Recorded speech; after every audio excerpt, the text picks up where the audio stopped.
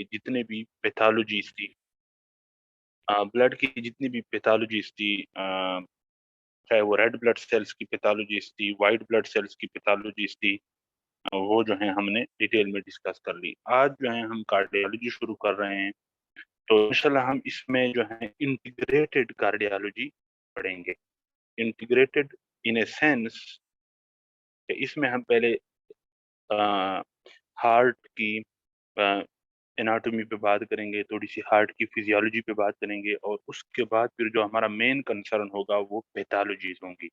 Heart की जितनी भी डिजीजेस हैं, मायोकार्डियल इंफार्क्शन हो गया, इरिथमियाज हो गए, कार्डियोमायोपैथीज हो गई, वो सारी की सारी हम जो है इंशाल्लाह इसमें डिस्कस करेंगे। लेकिन उससे पहले हमें पता होना चाहिए हार्ट का बेसिक स्ट्रक्चर, हार्ट की बेसिक एनाटॉमी, हार्ट का जो बेसिक फिजियोलॉजी है, फिजियोलॉजिकल फंक्शन है, वो हमें पता होना चाहिए। सबसे पहले हमें हार्ट की जो है लोकेशन का पता होना चाहिए कि हार्ट कहाँ पे होता है। तो बेसिकली हमारे जो है एक चेस्ट कैविटी होती है और एक एब्डोमिनल कैविटी होती है। ठीक है, हमें पता है। यहाँ पे दरमियान में डायफ्राम होता है। डायफ्राम से ऊपर जो है ये चेस्ट कैविटी है, और डायफ्राम से नीचे जो है ये हमारे पास एब्डोमिनल कैविटी है। अब जो चेस्ट कैविटी है, इसमें हमारे पास पेरिफेरीज में जो है वो लंग्स पड़े हुए हैं, साइडों पे लंग्स पड़े हुए हैं।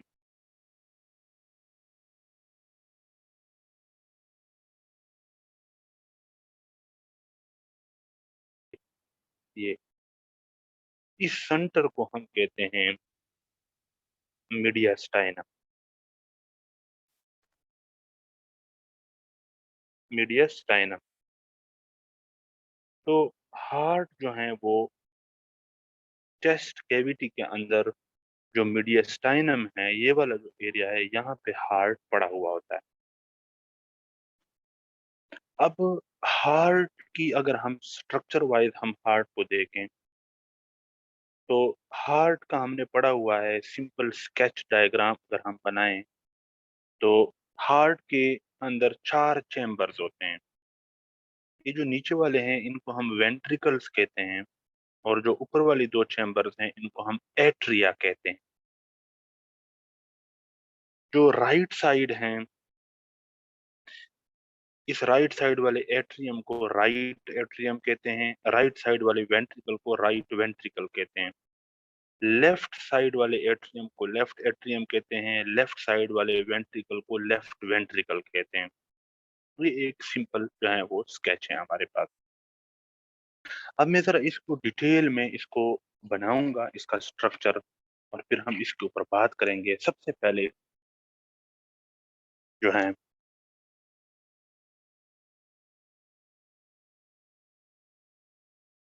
हमारे पास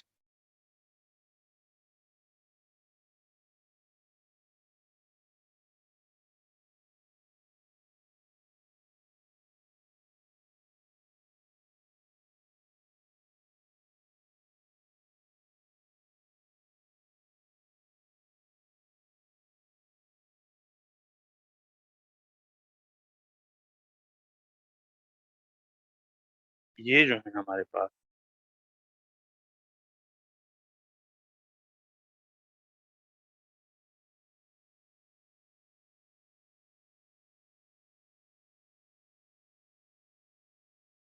हार्ट का मायोकार्डियम है।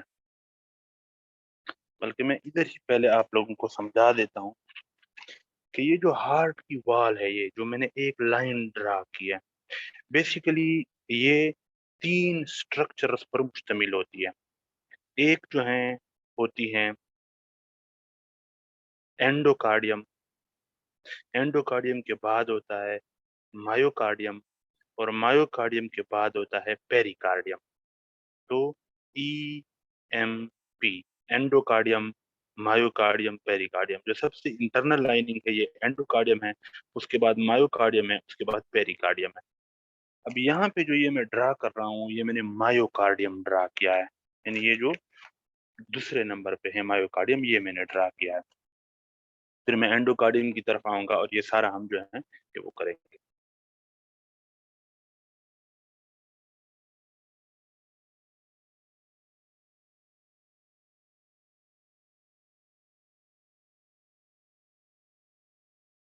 ठीक है।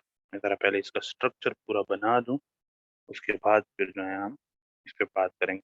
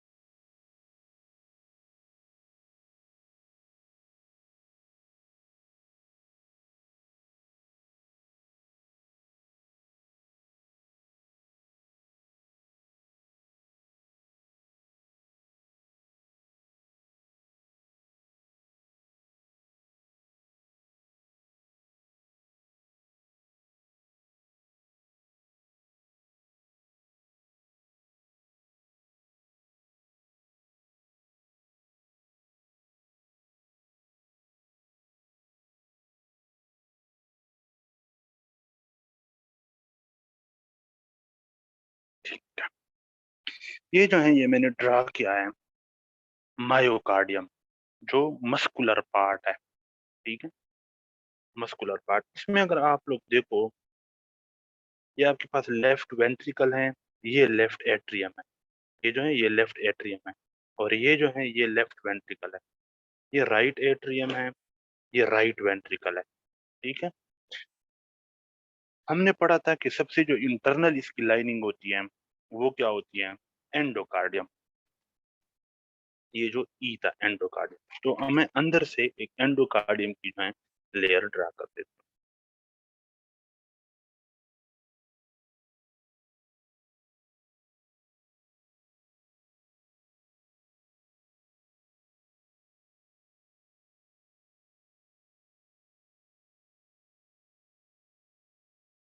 तो अगर आप हार्ट का स्ट्रक्चर देखो, तो हार्ट के 4 चैम्बर्स हैं। ऊपर वाले जो 2 चैम्बर्स हैं, उनको हम एट्रिया कहते हैं या एट्रियम कहते हैं। नीचे वाले जो 2 चैम्बर्स हैं, इनको हम वेंट्रिकल कहते हैं। ये तो 4 हो गए इनके चैम्बर। अब हार्ट की जो वॉल है, जो दीवार है, वो बेसिकली 3 कंक्रीट की दीवारों की तरह, जिस तरह दीवारें होती हैं, उस तरह इसकी भी 3 वॉल्स हैं। तो जो सबसे इंटरनल वॉल है, उसको हम कहते हैं एंडोकार्डियम, ठीक है? इसको ये जो कलर मैंने दिया है, ये है END, एंडोकार्डियम। एंडो मीन अंदर वाला। तो जो सबसे अंदर वाली जो लाइनिंग है, जो वॉल है, ये एंडोकार्डियम, ठीक है? उसके बाद ये जो है, ये मायोकार्डियम है, ठीक है? अब अगर आप लोग इसका स्ट्रक्चर देखो, तो मायोकार्डियम जो है कौन से एरिया में सबसे ज्यादा थिक है? ये जो लेफ्ट वेंट्रिकल का मायोकार्डियम है, ये थिक है। ये देख, इसकी जो थिकनेस है वो इतनी है, जबकि यहाँ पे थिकनेस सिर्फ इतनी है, यहाँ पे थिकनेस ज्यादा है। वजह ये है कि जो लेफ्ट वेंट्रिकल है, लेफ्ट वेंट्रिकल, उस लेफ्ट वेंट्रिकल ने ब्लड को पंप करना होता है इनटू द एआर्टा, और फिर एआर्टा से पूरे जिस्म में ब्लड जाता है।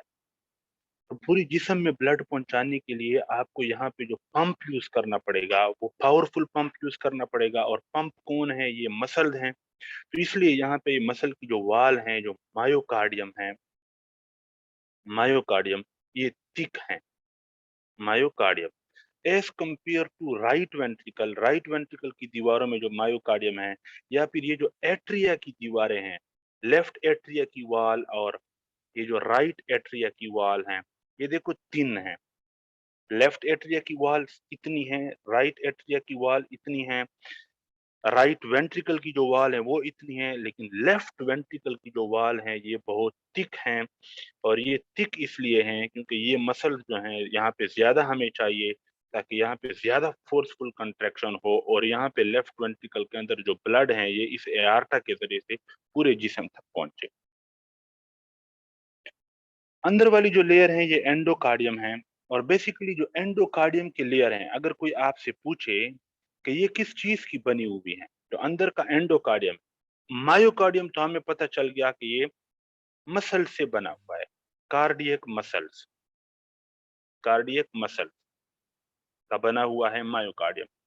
जो एंडोकार्डियम है, इंटरनल लाइनिंग, ये किस चीज़ की बनी हुई है, तो आपने ये कहना है कि ये एंडोथेलियल सेल्स हैं। ये कौन से सेल्स हैं? Squamous endothelial cells. और ये बिल्कुल वो सेल्स हैं जिनसे ब्लड वेसल बना हुआ होता है। अगर आप ब्लड वेसल का स्ट्रक्चर देखो, तो ब्लड वेसल का जो स्ट्रक्चर होता है, इंटरनल जो है, ये इस तरह एक एंडोथेलियम की लेयर होती है, दोनों साइडों पे वॉल में एंडोथेलियल सेल्स होते हैं, और इसके बाद जो है वो स्मूथ मसल्स होते हैं, स्मूथ मसल्स होते हैं, और उसके बाद जो है कनेक्टिव टिश्यू होते हैं, कनेक्टिव टिश्यू, ठीक है? बिल्कुल उसी तरह हार्ट भी है। अगर आप हार्ट को देखो, तो हार्ट का जो इंटरनल लाइनिंग है, ये वही एंडोथेलियल सेल्स हैं जो ब्लड वेसल के अंदर होते हैं। तो ये जो एंडोकार्डियम है, ये स्क्वामस एंडोथेलियल सेल्स की बनी हुई एक दीवार है, और जो ब्लड वेसल के अंदर जो इंटरनल दीवार होती है, वो भी स्क्वामस एंडोथेलियल सेल की बनी हुई होती है। उसके बाद ब्लड वेसल में मायोकार्डियम आता है, सॉरी मसल आते हैं, लेकिन ये स्मूथ मसल हैं। इसी तरह हार्ट में भी जो सेकंड लेयर हैं, वो मस्कुलर हैं, लेकिन यहाँ पे स्मूथ मसल नहीं है, यहाँ पे कार्डियक मसल है, ठीक है? उसके बाद जो तीसरी हमारे पास लेयर आती है, तीसरी, वो है,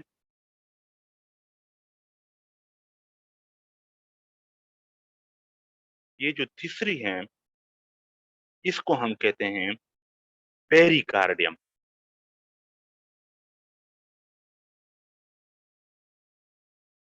इसको हम क्या कहते हैं? पेरिकार्डियम, पेरिकार्ड। और ये जो पेरिकार्डियम है, ये बेसिकली किस चीज़ का बना हुआ होता है? ये बना हुआ होता है फाइब्रस टिश्यू का। इसके अंदर कोलाजिन फाइबर्स और ये बाकी फाइबर्स होते हैं, तो ये फाइब्रस टिश्यू का बना हुआ है, कनेक्टिव टिश्यू, फाइब्रस टिश्यू। तो हमें ये पता चला कि अगर आप हार्ट की अंदर जो कमरे हैं, जो चैम्बर्स हैं, वो देखें तो 4 चैम्बर्स हैं। ऊपर 2 एट्रिया हैं, नीचे 2 वेंट्रिकल हैं। अब ये जो चैम्बर्स हैं, जो कमरे हैं, इनकी जो दीवारें हैं, ये बेसिकली 3 किस्म की दीवारें हैं। जो सबसे इंटरनल लेयर है, उसको हम एंडोकार्डियम कहते हैं, और ये स्क्वामस एंडोथेलियल सेल्स का बना हुआ है। जो उसके बाद वाला है, ये मायोकार्डियम है, और ये कार्डियक मसल्स का बना हुआ है। और उसके बाद ये जो ब्लैक पेन से ड्रा किया है, ये पेरिकार्डियम है, और ये फाइब्रस टिश्यू का बना हुआ है। अब हमें ये समझना होगा कि हार्ट की जो इंटरनल लेयर है, अगर कोई आपसे ये पूछे कि ये स्क्वामस एंडोथेलियल सेल्स का क्यों बना हुआ है? तो इसकी वजह ये है कि जो स्क्वामस एंडोथेलियल सेल्स होते हैं, इनके थ्रू जब ब्लड जाता है, तो ब्लड स्मूथली जाता है, स्मूथली। यानी ये देखो, अगर ये लेट सपोज़ ब्लड वेसल है ना, और ये ब्लड वेसल की इंटरनल लाइनिंग है, ऐसी, ऐसी देखो, गौर से देखें आप, ये एंडोथेलियल सेल्स हैं, ठीक है? तो इसके अंदर जब ब्लड जाता है, तो स्मूथ फ्लो के साथ जाता है, टर्बुलेंट नहीं होता, यानी ऐसे जाता है, ऐसे नहीं होता। ये ऐसे टर्बुलेंट फ्लो है, जो इर्रेगुलर फ्लो है, और अगर ऐसे जाए तो ये स्मूथ फ्लो है। तो जो एंडोथेलियल सेल्स होते हैं, इनके थ्रू जब ब्लड फ्लो करता है, तो ये स्मूथ तरीके से फ्लो करता है। अगर खुदा ना खास्ता ये इंटरनल लाइनिंग जो है, ये मसल्स की बनी हुई होती, यानी पहले इस तरह होता, कि इस तरह पहले मस्कुलर लेयर होती, और उसके बाद एंडोथेलियल की लेयर होती, इस तरह। तो अब इसमें जब ब्लड जाता है, तो मसल्स तो कंट्रैक्ट और रिलैक्स होते हैं, और इनका स्ट्रक्चर जो है वो ऐसे होता है। तो इसमें जब ब्लड फ्लो करता है, तो वो ऐसे-ऐसे होता है, ऐसे-ऐसे होता है, यानी टर्बुलेंट फ्लो होता है। और टर्बुलेंट फ्लो की वजह से फिर ब्लड के अंदर क्लॉट बनते हैं, ब्लड क्लॉट होता, और जब ब्लड क्लॉट होता, तो इसकी वजह से बड़ा मसला होता है। इसलिए हार्ट का जो सबसे इंटरनल लाइनिंग है, जो ब्लड के साथ कांटेक्ट में आता है, क्योंकि जो एट्रिया है और जो वेंट्रिकल है, इनके अंदर ब्लड होता है, तो ब्लड एंडोकार्डियम के साथ लगेगा। जो सबसे अंदर वाली दीवार है वो एंडोकार्डियम है, तो इसके साथ ब्लड लगेगा। अगर ये एंडोकार्डियम वाली जो जो जो वॉल है, क्योंकि ये बहुत ज़्यादा फैशन तरीके से, फैशनाइज़ तरीके से स्ट्रक्चरली बहुत स्मूथ बनी हुई होती हैं, इसलिए अगर इसके साथ ब्लड टकरा भी जाए तो इसका जो फ्लो है वो खराब नहीं होता, फ्लो इसका स्मूथ रहता है और हम चाहते हैं कि ब्लड जो है वो स्मूथली फ्लो करे। तो इसलिए जो अंदर जो इंटरनल लाइनिंग है ये एंडोकार्डियम की बनी हुई है। उसके बाद मायोकार्डियम है, अगर आप मायोकार्डियम चेक करो तो ये आपके पास जो है लेफ्ट एट्रिया की जो दीवार है उसका मायोकार्डियम है, ये लेफ्ट वेंट्रिकल का मायोकार्डियम है, ये राइट वेंट्रिकल की दीवार का मायोकार्डियम है और ये राइट एट्रियम की दीवार का मायोकार्डियम। मायोकार्डियम जो है ये मसल्स का बना हुआ है। उसके बाद पेरिकार्डियम है। पेरिकार्डियम जो है ये फाइब्रस टिश्यू का बना हुआ है और इसका क्या अच्छा मायोकार्डियम का फंक्शन क्या है? क्योंकि ये मसल्स हैं और मसल्स कंट्रैक्ट होते हैं, तो ये मसल जब कंट्रैक्ट होंगे तो इस चैम्बर के अंदर, इस लेफ्ट वेंट्रिकल के अंदर जो ब्लड होगा वो ब्लड इस ब्लड वेसल के अंदर घुस जाएगा और पूरे सिस्टम के पास चला जाएगा। ठीक है? तो ब्लड को पंप करने के लिए मायोकार्डियम का होना ज़रूरी है। तो दूसरे लफ्ज़ों में मायोकार्डियम जो है ये पंप है। देखो एंडोकार्डियम की ज़रूरत किस लिए है? ताकि यहाँ पे जो ब्लड आ रहा हो उसका फ्लो खराब ना हो, वो फ्लो स्मूथ फ्लो हो। मायोकार्डियम का फंक्शन क्या है? कि इन मसल्स ने कंट्रैक्ट होना है तो ब्लड आगे जाके पंप होगा। तो ये पंप की तरह काम कर रहा है। जो पेरिकार्डियम है इसका क्या फंक्शन है? चूँकि ये फाइब्रस टिश्यू का बना हुआ है इसलिए इसके 2 काम हैं। पहला काम तो इसका ये है कि ये प्रोटेक्शन प्रोवाइड करता है। देखो, मैंने आप लोगों को बताया कि हार्ट जो है वो मीडियस्टाइनम के अंदर पड़ा हुआ है। ये जो रीजन है इसमें मीडियस्टाइनम। अब इसके आगे रिब्स आई हुई होती हैं, रिब्स आई हुई होती हैं दोनों साइडों से। साइडों पे इसके लंग्स पड़े हुए हैं, ठीक है? यहाँ पे स्टर्नम होता है, जो दरमियान में जो हड्डी है, जो स्टर्नम है। तो इन सारे हड्डियों से और कनेक्टिव टिश्यूज़ होते हैं और कोलाजिन होते हैं और इर्द-गिर्द इसके ऑर्गन्स पड़े हुए हैं, इसके ऊपर थाइमस पड़ा हुआ होता है। तो इन सब से इसको अलग करने के लिए, इनसे प्रोटेक्ट करने के लिए हार्ट के इर्द-गिर्द फाइब्रस टिश्यू की एक लेयर है। ये हार्ट के इर्द-गिर्द और इवन ये जो ब्लड वेसल्स हैं, जो यहाँ से निकले हैं ना, इनके साथ भी ये थोड़ा ये इस तरह फाइब्रस टिश्यू जो है ये किया हुआ होता है, ताकि इर्द-गिर्द के जो रिब्स हैं, जो लंग्स हैं, जो इसके ऊपर थाइमस पड़ा हुआ है, वो हार्ट को डिस्टर्ब ना करे। तो ये जो पेरिकार्डियम है, ये ब्लैक पेन में, ये जो है ये फाइब्रस टिश्यू का बना हुआ है। इसके 2 काम हैं कि हार्ट की प्रोटेक्शन करता है और दूसरा काम ये है कि prevent the heart from over expanding. अब इसका क्या मतलब है ये मैं आप लोगों को समझाता हूँ। Prevent the heart from over expanding. देखो, एक्सपेंड कहते हैं फैलने को।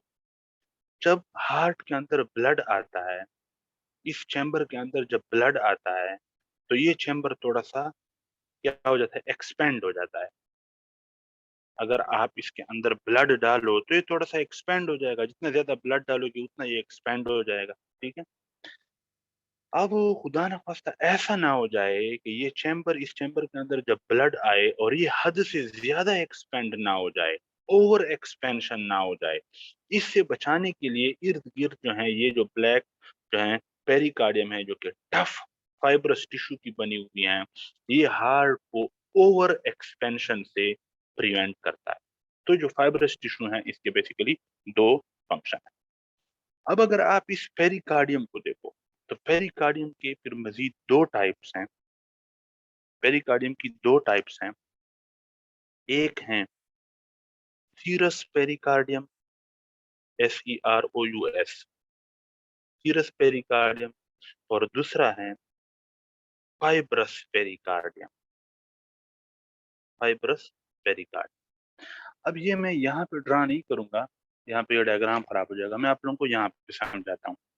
देखो, ये जो इंटरनल लाइनिंग हुई, ये हो गई थी एंडोकार्डियम, उसके बाद हो गया था मायोकार्डियम। अब उसके बाद जो पेरिकार्डियम है, बेसिकली ये 2 तरह का पेरिकार्डियम है। यहाँ पे तो मैंने सिर्फ एक ब्लैक लाइन ड्रा की ना, लेकिन ये 2, अब मैं आपको समझाता हूँ कि असल स्ट्रक्चर इसका क्या है। असल स्ट्रक्चर इसका क्या होता है।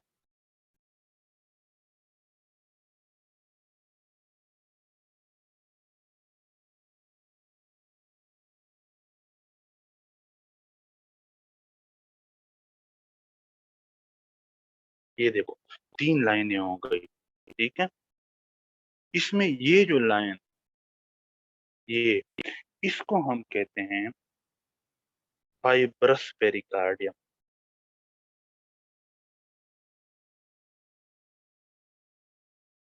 और जो अंदर की जो 2 लाइनें हैं, ये जो 2 लाइनें हैं अंदर वाली, ये 2 जो हैं, ये और ये है सीरस पेरिकार्डियम।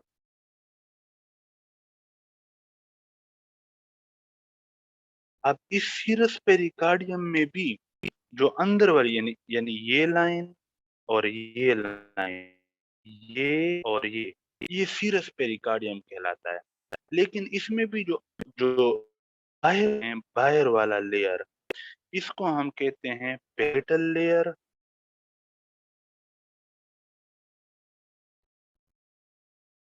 और जो अंदर वाला है, इसको हम कहते हैं विसरल लेयर।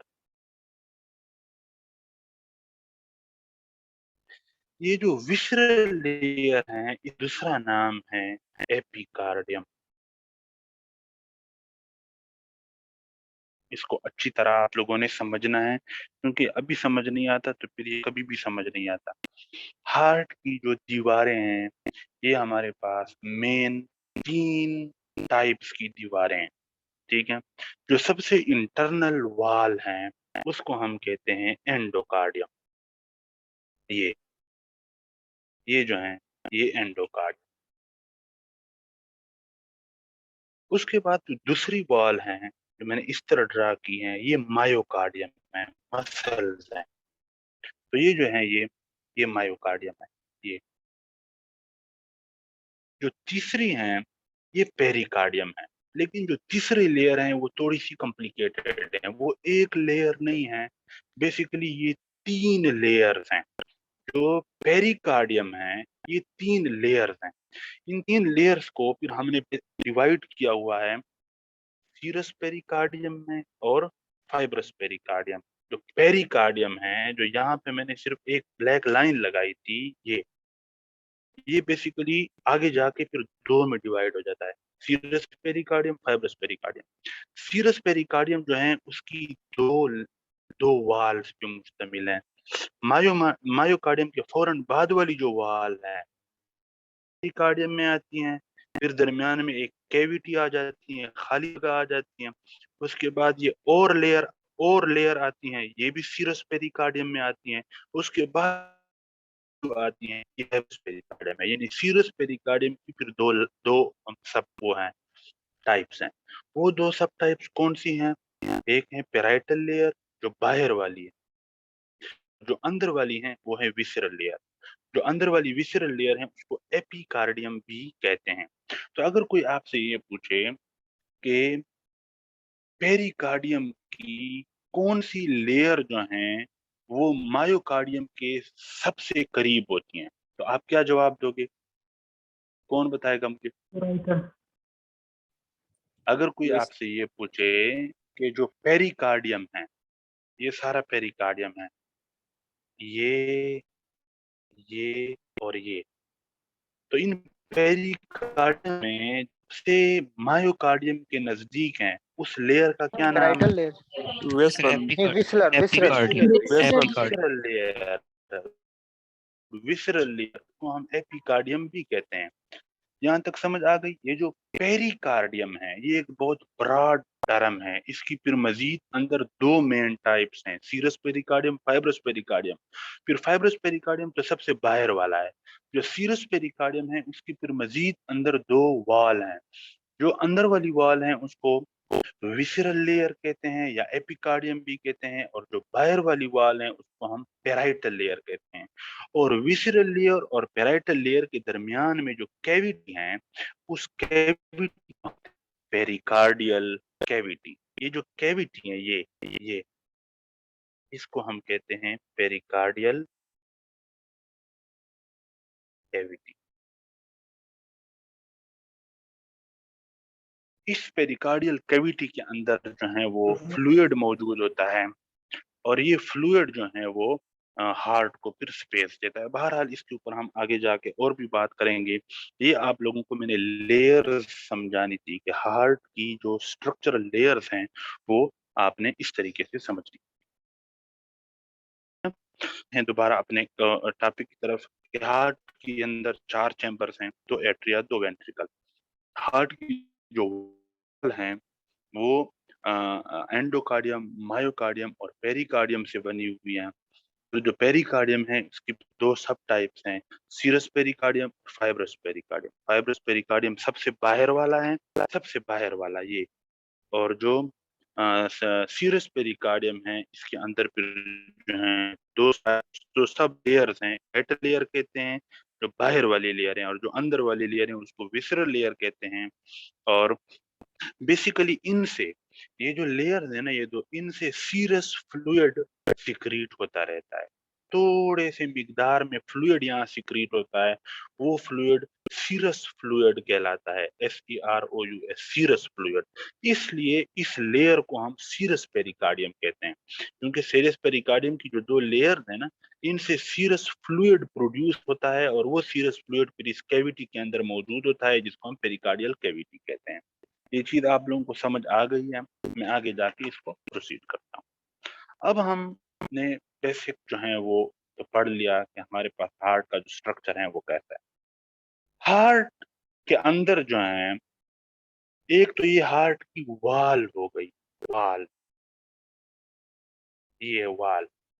दूसरी चीज होती है वाल। वाल का फंक्शन ये है कि ये, बहरहाल फंक्शन तो मैं इसका आप लोगों को समझाता हूँ। हम जरा आते हैं वाल की तरफ। देखो, जो लेफ्ट एट्रियम है, लेफ्ट एट्रियम और लेफ्ट वेंट्रिकल, इनके दरमियान में जो वॉल है वो ये है।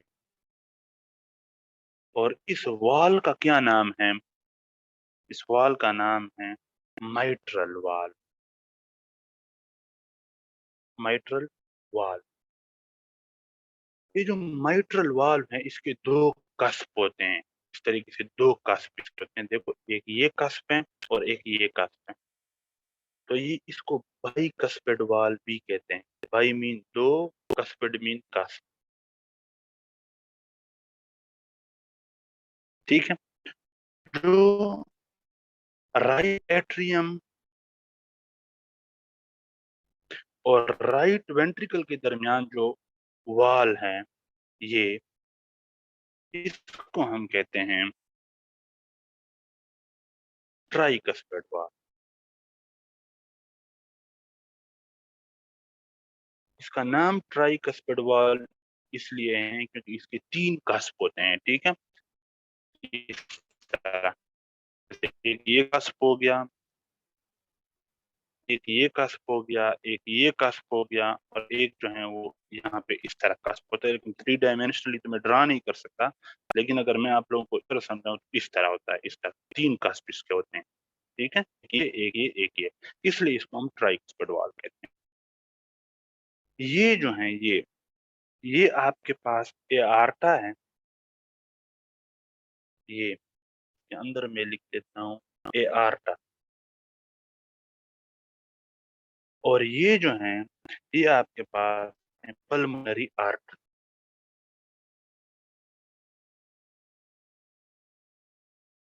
अब देखो, एआर्टा, ये एआर्टा और लेफ्ट वेंट्रिकल, इनके दरमियान में ये जो वाल्व है, ये, इसको हम कहते हैं एआर्टिक वाल्व। इस एआर्टिक वाल्व को हम सेमी लूनर वाल्व भी कहते हैं।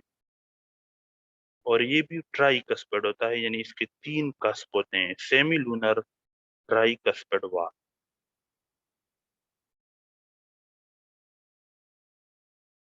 इसी तरह अगर आप राइट वेंट्रिकल को देखो और पल्मोनरी आर्टरी को देखो तो इनके दरमियान भी ये वाल्व हैं।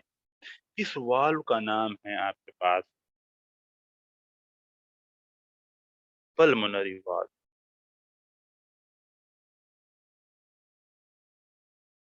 ये भी आपके पास सेमी लूनर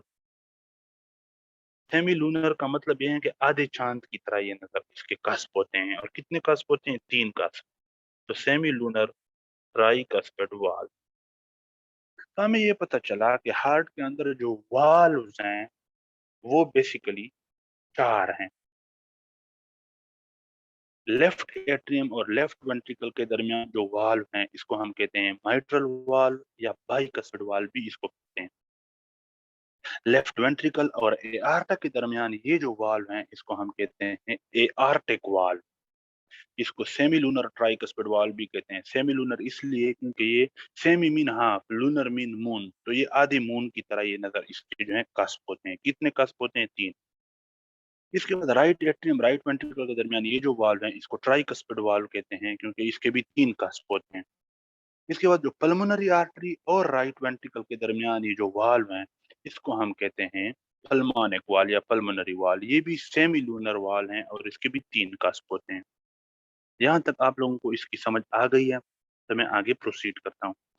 हमें ये पता होना चाहिए कि राइट एट्रियम के पास ब्लड कहाँ से आता है, लेफ्ट एट्रियम के पास ब्लड कहाँ से आता है, लेफ्ट वेंट्रिकल का ब्लड कहाँ जाता है और राइट वेंट्रिकल का ब्लड कहाँ जाता है।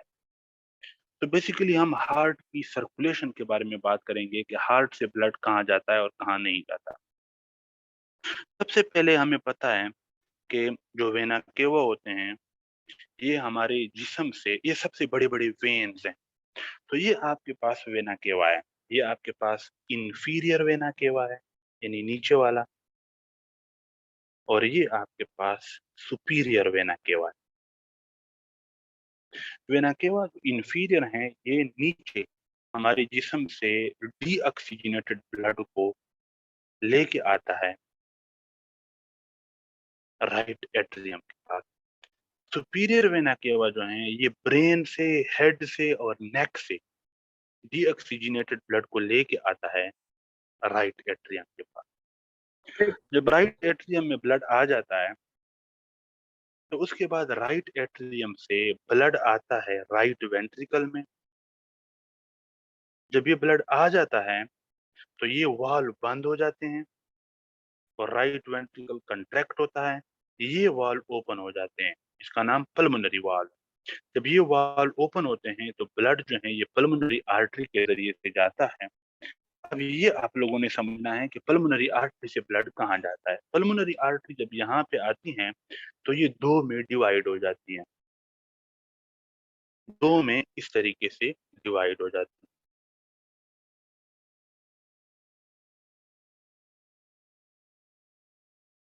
ये जो पल्मोनरी आर्टरी थी जो कि राइट वेंट्रिकल से निकली हैं, ये 2 में डिवाइड हो जाती हैं। एक जाती हैं लेफ्ट लंग के पास और दूसरी जाती हैं राइट लंग के पास। यानी पल्मोनरी आर्टरी का जो ब्लड है ये लंग्स में जाता है। ठीक है? अब लंग्स के अंदर ब्लड जब आ जाता है तो लंग्स में ये ब्लड ऑक्सीजनेट हो जाता है। अब यहाँ पे क्या होता है ये मैं ज़रा आप लोगों को एक अलग पेज पर ड्रा करके दिखाता हूँ। ये देखो, ये लंग्स हैं, ठीक है? यहाँ से जो है ये ऊपर से ब्रोंकाई और एल्विलाई आई हुई है, ये आखिर में एल्विलाई हैं। ये आपके पास पल्मोनरी आर्टरी हैं, कैपिलरीज़ हैं। बाहर से जो आप ऑक्सीजन लेके आते हो, इन्हेल करते हो, वो ऑक्सीजन यहाँ पे आता है, यहाँ से ये ब्लड में आता है और ये वाला ब्लड ऑक्सीजनेट हो जाता है। देखो डीऑक्सीजनेटेड ब्लड आया था, इसके अंदर ऑक्सीजन नहीं था, लेकिन जब एल्विलाई से ऑक्सीजन इसके अंदर आ गया, तो अब ये जो ब्लड है ये ऑक्सीजनेटेड ब्लड है। तो हार्ट लंग्स के अंदर देखो पूरे जिस्म से डीऑक्सीजनेटेड ब्लड सुपीरियर और इंफीरियर वेना केवा की मदद से राइट एट्रियम में आया, फिर राइट एट्रियम से राइट वेंट्रिकल में आया, राइट वेंट्रिकल से पल्मोनरी आर्टरी के थ्रू दोनों लंग्स में गया। लंग्स के अंदर ये जो डीऑक्सीजनेटेड ब्लड था ये ऑक्सीजनेट हो गया, ये इसके साथ ऑक्सीजन मिल गया। जब इसके साथ ऑक्सीजन मिल गया, हमने इसको कहा कि अब ये ऑक्सीजनेटेड ब्लड है। तो ये ऑक्सीजनेटेड ब्लड फिर आपके पास आया पल्मोनरी वेन्स की मदद से।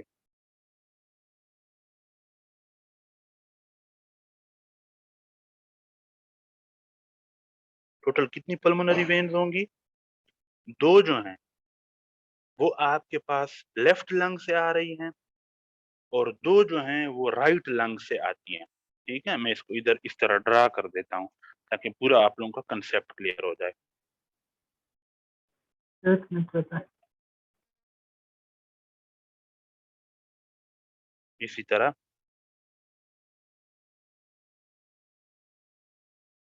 टोटल 4 पल्मोनरी वेन्स, एक ये और एक ये और एक ये। 4 पल्मोनरी वेन्स जो हैं, ये लंग्स से देखो, पल्मोनरी आर्टरी में डीऑक्सीजनेटेड ब्लड गया, इधर भी और इधर भी। यहाँ पे लंग्स के अंदर ब्लड के साथ ऑक्सीजन मिल गया, यानी ब्लड ऑक्सीजनेटेड हो गया। अब यहाँ से भी पल्मोनरी वेन्स के ज़रिए से आएगा लेफ्ट एट्रियम में और यहाँ से भी इन वेन्स के ज़रिए से आएगा लेफ्ट एट्रियम में। तो लेफ्ट एट्रियम के अंदर अब ऑक्सीजनेटेड ब्लड आ गया है, ठीक है? अब ये लेफ्ट एट्रियम से आएगा लेफ्ट वेंट्रिकल में।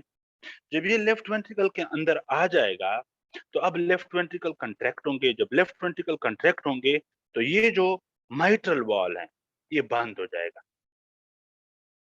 क्योंकि ये वन फ्लो जो वॉल होती है ना वॉल्व, इनका काम ये होता है कि ये यूनिलैटरल फ्लो की इजाज़त देती हैं, कि सिर्फ़ एक तरफ से ब्लड जाए, अपोज़िट साइड से ना आए। यानी जो माइट्रल वॉल हैं, जिनका मुँह इस तरह है, देखो ना, देखो, जिन वॉल्व्स का मुँह कहाँ पे थे? अच्छा हाँ, कि लेफ्ट एट्रियम से जब लेफ्ट वेंट्रिकल में ब्लड आता है, तो दरमियान में माइट्रल वॉल्व है, ठीक है? और जो माइट्रल वॉल हैं, अगर आप इसकी शेप देखो, तो ये इस तरह है, देखो ना, इस तरह है, इस तरह। इस तरह नहीं है, इस तरह है। तो ये जो वॉल हैं, इनसे ब्लड ऐसे तो मूव कर सकता है, यानी ऊपर से नीचे आ सकता है। लेफ्ट एट्रियम से लेफ्ट वेंट्रिकल में आ सकता है। लेकिन लेफ्ट वेंट्रिकल से लेफ्ट एट्रियम में ब्लड नहीं जा सकता, क्योंकि अगर ब्लड जाएगा, तो ये इस तरह बंद हो जाएँगे। जब ये बंद जब ये नहीं यानी ये इस तरह हैं, इस तरह हैं। अगर इधर से ब्लड जाएगा, तो ब्लड इनकी दीवारों के साथ लगेगा। जब दीवारों के साथ लगेगा, तो ये जो है इस तरह हो जाएँगे और बंद हो जाएँगे। तो बेसिकली लेफ्ट एट्रियम से माइट्रल वॉल के ज़रिए से सिर्फ़ लेफ्ट एट्रियम से लेफ्ट वेंट्रिकल में ब्लड आता है नॉर्मली। उसके बाद लेफ्ट वेंट्रिकल कंट्रैक्ट होता है, तो ये जो माइट्रल वॉल्व है ये बंद हो जाते हैं और एआर्टिक वाल्व ओपन हो जाते हैं, क्योंकि देखो एआर्टिक वाल्व का जो स्ट्रक्चर है वो ऐसे है। अब अगर ऐसे हैं, तो लेफ्ट वेंट्रिकल से इसके अंदर अगर जब लेफ्ट वेंट्रिकल कंट्रैक्ट होगा, तो ब्लड इससे इस तरह जा सकता है। लेकिन ब्लड जो है वो ऊपर से दोबारा वापस नहीं आ सकता, क्योंकि अगर दोबारा आएगा, तो ये इस तरीके से बंद हो जाएँगे। तो लेफ्ट वेंट्रिकल ब्लड जो है वो लेफ्ट एट्रियम से लेफ्ट वेंट्रिकल में आता है। लेफ्ट वेंट्रिकल से एआर्टिक वाल्व के थ्रू एआर्टा में जाता है और एआर्टा से ये जाके पूरे जिस्म के अंदर चला जाता है, ठीक है? एआर्टा की जो है ऊपर यहाँ पे ब्रांचें होती हैं, ये जो ब्रांचें ये ब्रेन को और जो अपर लिम्ब्स हैं उसको ब्लड लेके जाती हैं। उसके बाद ये नीचे आता है एआर्टा और फिर ये ब्रांचेस देता है मुख्तलिफ ऑर्गन्स को, इंटेस्टाइन को, स्टमक को, लिवर को वगैरह-वगैरह, इस तरह ये पूरे जिस्म को सप्लाई करता है, ऑक्सीजनेटेड ब्लड, ठीक है? ये ऑक्सीजनेटेड ब्लड पूरे जिस्म को सप्लाई करता है और पूरे जिस्म से जो डीऑक्सीजनेटेड ब्लड होता है, वो दोबारा इन वेना केवास में आता है। मैं इसको ना इधर इस तरह ड्रा कर देता हूँ। ये एआर्टा था, ठीक है? एआर्टा इस तरह आया, यहाँ से उसने डिफरेंट ब्रांचेस दी, मुख्तलिफ ऑर्गन्स को उसने ब्रांचेस दी, फिर दरमियान में जो है वो कैपिलरीज आ गई, और कैपिलरीज के बाद जो है वो वेन्स बन गए, और ये फिर वेना केवा बन गए। तो ये टिश्यूज हैं, ठीक है। टिश्यूज से डीऑक्सीजनेटेड ब्लड जो है वो इंफीरियर वेना केवा और ऊपर ब्रेन और हेड से सुपीरियर वेना केवा के थ्रू राइट एट्रियम में, या राइट एट्रियम से राइट वेंट्रिकल में, राइट वेंट्रिकल से पल्मोनरी आर्टरी के थ्रू दोनों लंग्स में गया। उसके बाद दोनों लंग्स में ब्लड जो है वो ऑक्सीजनेट हो गया, ठीक है।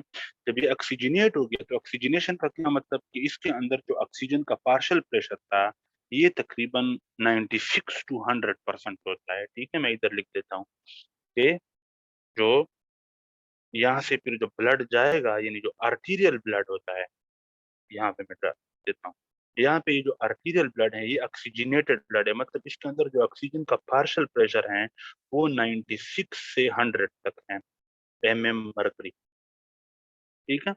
ये ऑक्सीजनेटेड ब्लड जब यहाँ पे आता है तो इससे थोड़ा बहुत ऑक्सीजन बाहर निकल जाता है टिश्यूज के पास, और यहाँ पे जो ब्लड रह जाता है जो वेन्स में आता है, वेन्स में जो ऑक्सीजनेट जो ब्लड होता है इसमें ऑक्सीजन जीरो नहीं हो जाता, इसको डीऑक्सीजनेटेड ब्लड इसलिए कहते हैं क्योंकि आर्टरी की निस्बत इसमें ऑक्सीजन का पार्शियल प्रेशर कम है, और वो कितना हो जाता है तकरीबन 70%, ठीक है।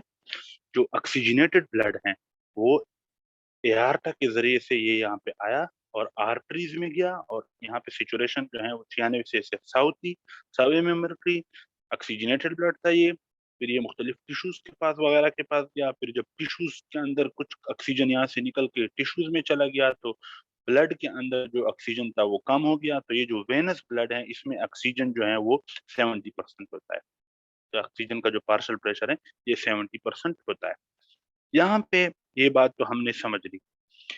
पल्मोनरी आर्टरी के जरिए से जब ये लंग्स में जाता है, लंग्स में ऑक्सीजनेट हो जाता है, तो लंग्स से ये कहाँ पे आता है लेफ्ट एट्रियम में, तो लेफ्ट एट्रियम में ये वेन्स के जरिए से आता है, इनको पल्मोनरी वेन कहते हैं, और ये तादाद में 4 होते हैं।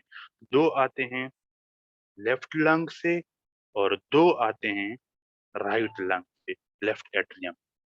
यहाँ पर आप लोगों को इस बात की समझ आई है या नहीं आई?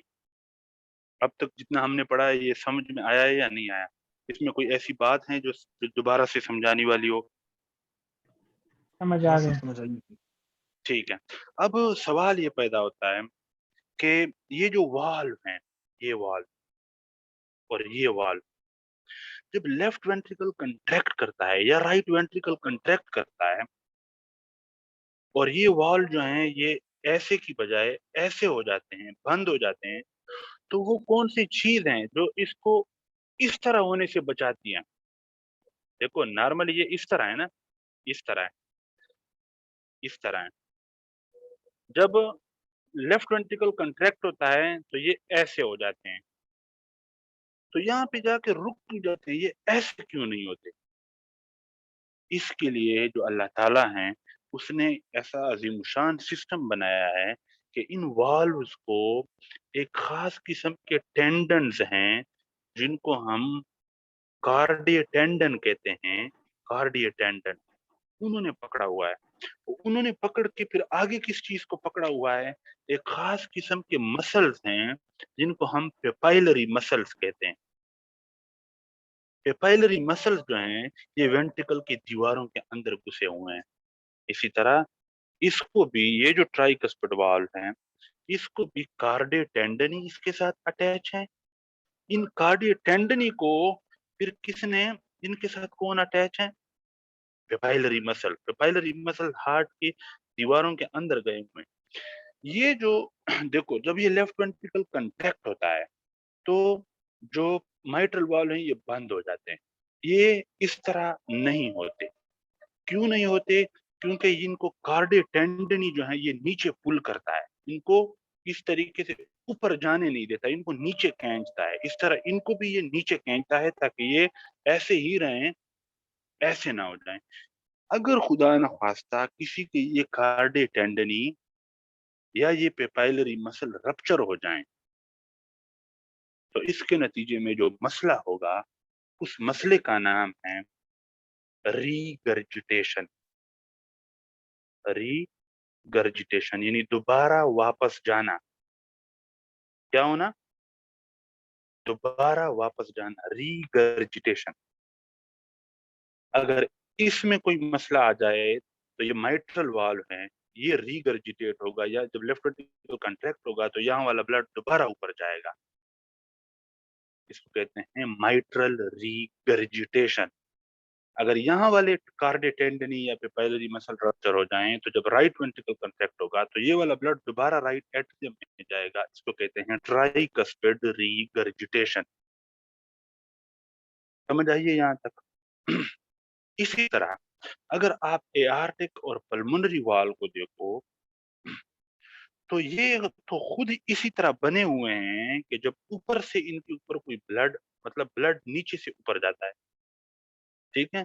अगर ऊपर से नीचे आए तो ये आ ही नहीं सकता, ठीक है? इस तरह कुदरती अल्लाह ने बनाए ही ऐसे हैं कि ये ऑटोमेटिकली बंद हो जाता है। अगर ये आर्टिक वाल्व खराब हो जाएं और ये यहाँ से ब्लड को गुजरने के बाद भी इसी तरह ओपन ही रहें तो ये ब्लड ऊपर से दोबारा नीचे आएगा एआर्टा से लेफ्ट वेंट्रिकल में। इसको हम कहेंगे एआर्टिक रीगर्जिटेशन। रीगर्जिटेशन कहते हैं वापस आना, तो इसको एआर्टिक रीगर्जिटेशन कहेंगे।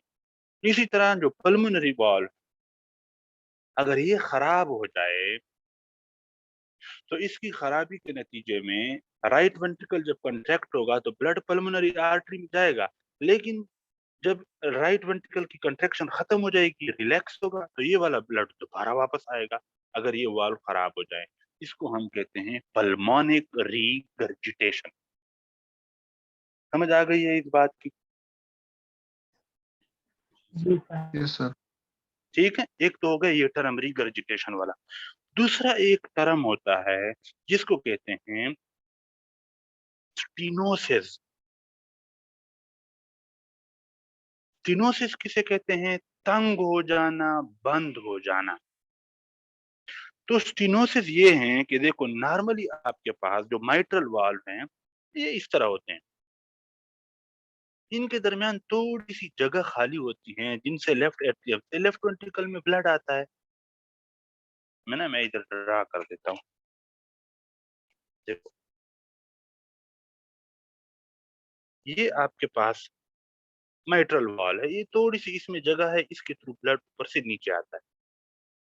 अगर ये बहुत ज्यादा तंग हो जाए, बल्कि मैं ना बड़ा बड़ा ड्रा कर देता हूँ, देखो नॉर्मली आपके पास माइट्रल वाल है, ऊपर से नीचे इसमें ब्लड आता है। अगर ये इस तरह हो जाए तो मैं कहूंगा कि माइट्रल वाल्व की स्टीनोसिस हो गई है, कि माइट्रल वाल्व के थ्रू ये जो रास्ता था, ये रास्ता तंग हो गया है। इसको हम कहते हैं माइट्रल स्टीनोसिस। ठीक है, स्टीनोसिस। अगर एआर्टिक वाल्व का ये रास्ता तंग हो जाए तो इसको हम कहेंगे एआर्टिक स्टीनोसिस। यहाँ वाला तंग हो जाए तो हम इसको कहेंगे ट्राइकस्पिड स्टीनोसिस। यहाँ वाला जो है वाल्व, अगर इसकी जो आउटलेट है, जो ओपनिंग है, ये तंग हो जाए तो हम इसको कहेंगे पल्मोनिक स्टीनोसिस। क्या स्टीनोसिस और रिगर्जिटेशन में जो फर्क है ये आप लोगों को समझ में आ गया है? जी सर। हार्ट की जो वॉल्स थी, हार्ट के अंदर जो ब्लड वेसल्स थे, पल्मोनरी आर्टरी, एआर्टा और पल्मोनिक वेन्स, क्या इसकी समझ आप लोगों को आ गई है? Yes sir. जी सर। उसके बाद हार्ट की जो 4 वाल्व्स थी, mitral valve, aortic valve, pulmonic valve और ट्राइकस्पिड वाल्व, इसकी भी समझ आ गई है। जो कार्डियो टेंडिनी थे और जो पाइलरी मसल्स थे, क्या इसकी भी समझ में आप लोगों को आ गई है? जी उसके बाद जो सर। रीगर्जिटेशन था और स्टीनोसिस थी, इसकी भी आप लोगों को समझ आ गई है? जी सर। जी सर। यस। ठीक ठीक है। अब एक चीज मैं आप लोगों को समझाता हूँ, फिर आज की हम क्लास इंशाल्लाह खत्म करते हैं, क्योंकि आज डेमो क्लास थी, तो जो है हम कल से इसको फिर पूरी स्पीड के साथ पढ़ेंगे। आप लोगों ने सुना होगा कि हार्ट की जो साउंड होती हैं, ये होती हैं लब डब। पढ़ा हुआ था आप लोगों ने एफएससी में? Yes sir. लब डब, लब डब, लब डब।